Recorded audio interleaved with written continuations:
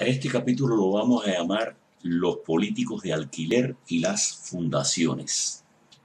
Y es que hay un viejo dicho que dice: cuando veas la barba de tu vecino arder, por las tuyas en remojo. Y eso es muy importante, porque lo que vamos a narrar aquí, que puede ser el futuro desdichado de Cuba, ya ha pasado en los propios Estados Unidos, la primera potencia del mundo y la primera democracia del mundo, donde una casta de políticos inescrupulosos prácticamente vendió por libras a China a los propios Estados Unidos, es decir, lo que se supone que era su patria. Y eso puede pasar en cualquier momento y en cualquier lugar, porque la globalización es precisamente eso: el chance y la oportunidad de que los políticos vendan a sus propios países por libra para sacar ventaja propia. Y es que esta metodología de los globalizadores ha generado toda una serie de cosas, ¿no? Es decir, de herramientas para lograr que los políticos se corrompan y vendan a sus naciones. Hay muchísimas. Están los paraísos fiscales, donde todo lo político que roba, guarda, y después nadie sabe que tiene dinero y por lo tanto no puede ser juzgado, porque no se puede probar que el dinero es de él. Pero está los hijos adquiriendo posiciones de relevancia en compañías privadas con salarios claramente asquerosos que no tienen que ver nada con lo que saben hacer, etcétera, etcétera. Cosa que, vuelvo a repetir, son ejemplos directos de Estados Unidos, no del tercer mundo.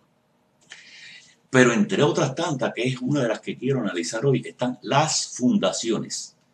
Es decir, es uno de los métodos más directos para fabricar y comprar políticos al servicio de los grandes intereses económicos del mundo. Y es que así, al igual que eso de las sociedades anónimas, sirve para esconder de una forma o de otra al público el origen y la posesión de determinados capitales por parte de determinados grupos, intereses, etcétera, etcétera, pues las fundaciones sirven para irle dando dinero a alguien para hacerlo figura política y llevarlo hasta el estrellato, pero para que obedezcan al que pagan, no con independencia propia.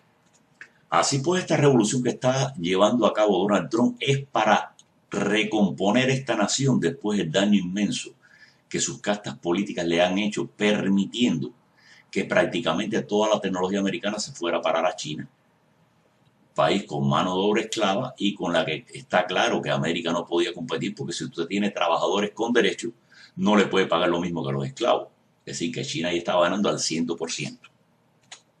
Es decir, la ambición llevó a personas que originalmente tenían ciudadanía americana, por la razón que sea. Algunos de verdad se sentían americanos, pero no se dieron cuenta que el precio que iba a pagar su nación por eso, el debilitamiento propio de regalar la propia industria americana a otros intereses, etcétera, etcétera, y en qué lugar quedarían ellos en la cola después, cuando ese otro poder se estabilizara. Bueno, esa miopía, más los ladrones clásicos, es decir, los tipos sin escrúpulos que se enganchan donde quiera con tal de sacar ventaja, que eso no falta en ninguna sociedad.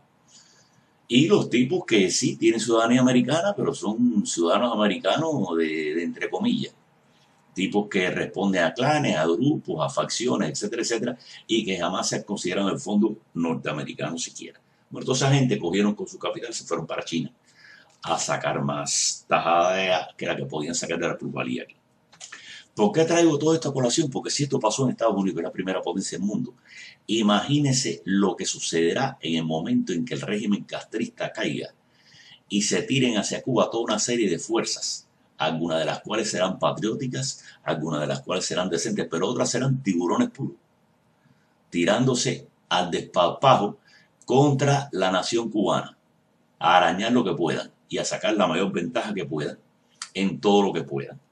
Y para eso esa gente necesita tener sus políticos comprados y prefabricados. Así que no es de extrañarse que ya haya en incubación políticos de tal tipo. Es decir, gente que misteriosamente le aparece en fundaciones, etcétera, etcétera. Y con ese dinero, bueno, pues van maniobrando, pero sobre todo, más que maniobrando, porque casi no maniobran, lo importante es que van cogiendo nombre y nombre, haciendo cosas que quizás algunas puedan tener alguna relevancia, otras no. En fin, no se puede dar nombres y apellidos en esto, porque detrás de la apariencia de un malo puede haber realmente un bueno, y detrás de la apariencia de un casi santo puede haber un tremendo degenerado haciendo esta jugada muy bien en secreto y con los calzoncillos mejor escondidos que los demás. Así pues, vamos a tratar el fenómeno y no a las personas. Es decir, una de las formas de financiar la corrupción política es a través de fundaciones. Y eso lo hemos visto, bueno, ya el caso aquí más relevante en los propios Estados Unidos es la Fundación Clinton, que ya se le han sacado hasta los últimos trapos que le quedaba. Es decir, ya ahí no queda, lo único que falta es que el poder es tan grande que, bueno, no hay medidas judiciales contra esos fenómenos, o parece que ni siquiera las puede haber, o parece que ni siquiera las cosas se pueden probar legalmente más allá de un punto. Y luego entonces no clasifican como delito, aunque realmente lo han sido. Igualmente pasará en Cuba. Es decir, vienen esta oleada de personas que ya tienen un nombre amparado por un dinero que cayeron de unas fundaciones de las que lo han estado obteniendo, fundaciones que adquieren, que tienen financiamientos no muy claros. Porque usted dice, bueno, si una fundación es legal y qué sé yo, y hasta acá dinero, sí, pero bueno, a la Fundación Clinton le cayó dinero ruso por vender el uranio americano a Rusia. Y así, es decir, este es un juego que es así. Es decir, todo eso depende de la honestidad de las personas, por una parte, de la honestidad de los políticos, por otra, pero sobre todo de la cultura del pueblo cubano para evitar que eso le pase, o si no, den por cierto que les va a pasar. Es decir, no hay forma de liberarse de esos clanes económicos que están fabricando políticos permanentemente si el pueblo no está alerta y no identifica con claridad y rápidamente quiénes son esa gente. Vuelvo a repetir, la mecánica de esto se ha vuelto universal. Se les fabrican fundaciones a estas personas, el dinero empieza a aparecer de forma misteriosa y estas personas empiezan a flotar. Y a través de toda esa mecánica de promoción en la prensa, etcétera, etcétera, adquieren nombre. Esas personas, bueno, pues van avanzando una agenda. La agenda, por supuesto, debe parecer lo más creíble posible, así es que la verborrea sobra en este caso. Serán pronunciamientos, discursos, escritos, etcétera, etcétera, y parecerá que es la divinidad. Y detrás de eso están escondidos los verdaderos intereses que están pagando. Y esos intereses están pagando, en algunos casos pudiera hasta darse la situación de que fueran intereses realmente patrióticos y honestos, pero casi seguro que no lo son. Y entonces, bueno, lo que vamos a tener al final son unas castas de políticos que después se enquistan en nuestra sociedad. A esos políticos discretamente le abrirán cuentecitas en paraísos fiscales de las que nadie nunca sabrá, por eso son los escándalos, cada vez que se abre un paraíso fiscal de esto, y que si los Panama Papers, etc., entonces aparecen toda una serie de gente con dinero que nadie sabía que existía, y eso aparece retratado en la foto. A veces aparece retratado en la foto, ¿verdad? Y a veces una maniobra de algún servicio de inteligencia para ridiculizar a alguien, eso también pasa. No siempre la cosa es tan honesta, aunque de seguro muchos de esos revelaciones son ciertas. Entonces entendamos, en democracia y especialmente en una sociedad que va a salir de una dictadura con desconocimiento total de las cosas, es decir, la corrupción está garantizada a menos que se impida de forma drástica. De forma drástica quiere decir, señores, con castigo ejemplarizante cualquiera que se le coja haciendo cualquier cosa indebida.